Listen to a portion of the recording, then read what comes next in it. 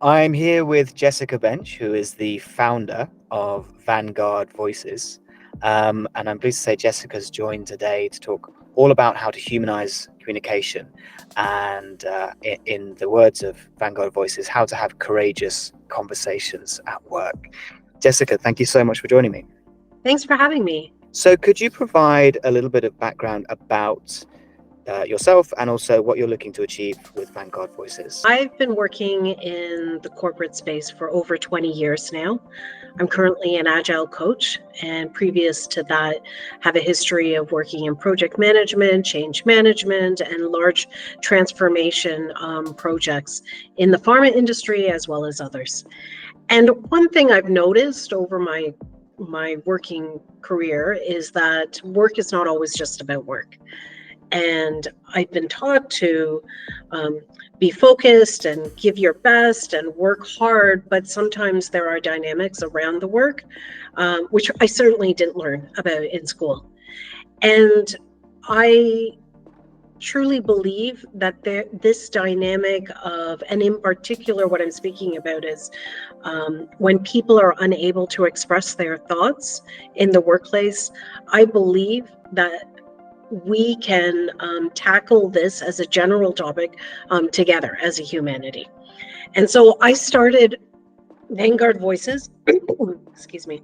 I started Vanguard Voices as a not-for-profit network in order to create a global movement on the topic of psychological safety. I founded this 1 year ago. We're still in the early stage, but I will say that our mission is a big one, and that is to bring psychological safety to the top of workplace agendas worldwide. And how do you define psychological safety? Psychological safety essentially means feeling free to express your thoughts without fear of negative consequences. And so that means, I think everybody has experienced at some point either maybe being ignored in the office place, maybe have felt like they have been gossiped about. Some have even been bullied or manipulated or gaslit at some point. And all of these situations can kind of hinder one's voice in the workplace because there's a fear that maybe they will lose their status, there's compromise their position, and whether it's perceived or real, that fear is a big one, can be quite big for people in the office place. So yeah, feeling free to express thoughts. I think we can all support that. And what do you see as the main root causes behind the problem that you're trying to solve in the industry? I believe that our systems, our working systems, is essentially broken. Many organizations are set up with a hierarchy, and there's somebody at the top and somebody below, and more and more and more layers. And what happens is, while I'm all for we need to honor authority, but I think that we come to a point where sometimes, we're human. Egos are coming to the table. Power dynamics are coming to the table. Quite frankly, politics, other agendas are coming to the table.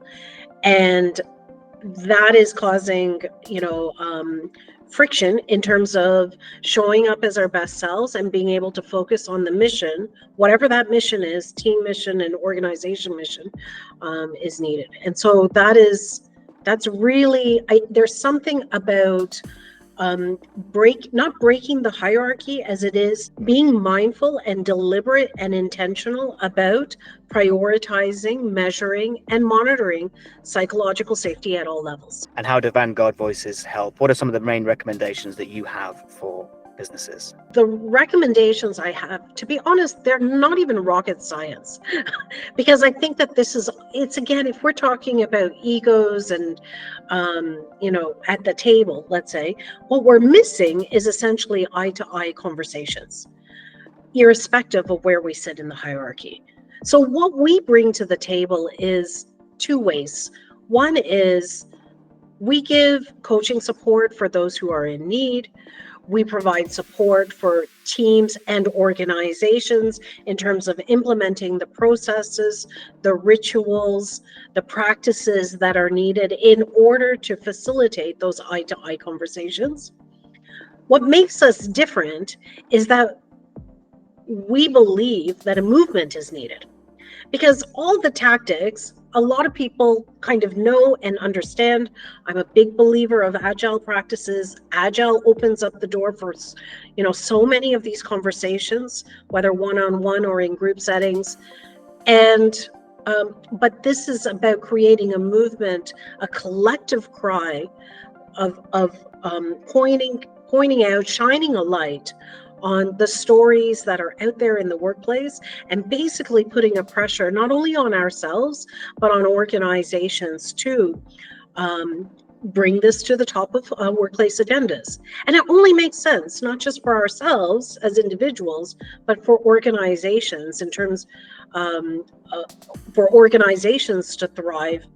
I truly believe a collective brilliance will happen when we look at this from a holistic perspective. So who are you mainly helping through joining this movement? Generally speaking, it is anybody who is working in a team setting and in an organization. And this can apply irrespective of country, location, or industry. I believe that anybody who is an employee, this topic applies to anybody who is an employee. Nevertheless, there are people who are crying out with need in terms of psychological safety.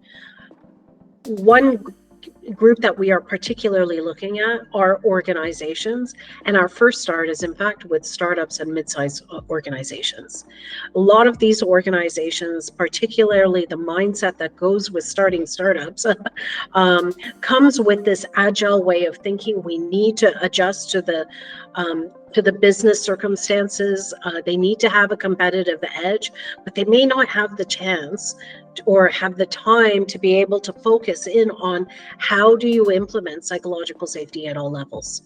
And so founders or leaders of such companies is a perfect audience for us from the beginning, because I do see this as a ripple effect. With every organization that we work with, they can help us carry the flag in terms of moving this forward. I didn't mention it earlier, but in my day job, some years ago, I championed a movement within, and tens of thousands followed our internal movement. And so there are a lot of lessons that we take away from that movement. And so we learned a lot in doing along the way. And a movement is not the same as a job. It's not a step by step. It's you need to be very aware of the circumstances that are going around. What are the dynamics around? And then you adjust your strategy accordingly. And so a lot of those lessons we can apply when we are working with organizations. And so when we are working with organizations, we are helping them create their own internal movement so that everyone is involved, irrespective of where they sit. So working with organizations is a big part of how we're going to champion the cause, or how we are championing the cause. We also want to meet individuals where they're at. For people who are really struggling in the workplace, who have nobody to speak to, who don't feel safe to speak to colleagues or the appropriate channels within their company, we would be a safe place. Confidential coaching sessions would be offered for such individuals in need. Could you give maybe 2 to 3 practical tips or bits of advice that you would give to a founder or anyone in a position where they could implement some of these strategies? Right. So I love that question, because we're looking at that at the organizational level. So from the organizational level, and that's where it starts. At the organizational level, we need to look at it in 3 ways. One is prioritize, measure, monitor. How we do that is through awareness, by prioritizing. So this is not just a one and done education session that people check off the box, but regularly having this awareness discussion workshops on at least a yearly basis within the company. The second is increased transparency. Transparency means can look different for different companies, but for example, if you have regular employee engagement surveys within your company, oftentimes there are open-ended questions for people to put comments. Leave those comments open so that everybody can see. So oftentimes companies just publish the statistics at the high level, but don't open up the comments for everybody to see. When you open up the comments, when those comments of the surveys are completed, and made transparent to the whole organization, what you do is you give permission for everybody to have those courageous conversations at work. Oftentimes companies are holding back in terms of sharing those comments because they're fearing, it's going to shake things up too much, or it needs to be only seen by a few. But actually what happens is it creates a distrust in the workplace. And so there's more whispers in the hallways than those courageous conversations. So transparency is a big thing, and that's just one example of many that can be applied. The last example I want to mention is collective accountability. Collective accountability means being able to give feedback at all levels. Yeah. So oftentimes in big companies, at least, we're asked to give 360 feedbacks, and that's all great, but how often are we giving upwards feedback?